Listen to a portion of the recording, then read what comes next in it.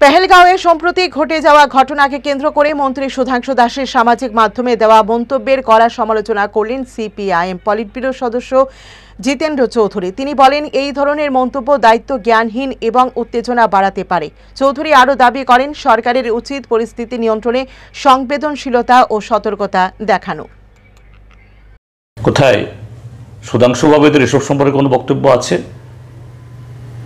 প্রধানমন্ত্রী যে কথাটা বলতেন, আমাদের এই দেড়বাসী আমাদের বুক আরও 3 গুণ ফুলে উঠতে পারত, আমাদের সেনাবাহিনী আরও বেশি তার সাহস, শৌর্য, বীর্য আরও বেশি সংহত হতো।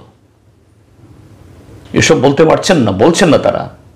স্বাভাবিক, তাদের কৃতকর্মের কারণে আজকে এই ঘটনাগুলি ঘটার সুযোগ পাচ্ছে। কাজে এর থেকে জনগণের দৃষ্টি, প্রকাশ্যে মুখ ফুটিয়ে এই দেশের মানুষ এই কথাগুলি না বললেও কিন্তু ভেতর থেকে আঘাত পাচ্ছেন, রক্তক্ষরণ হচ্ছে।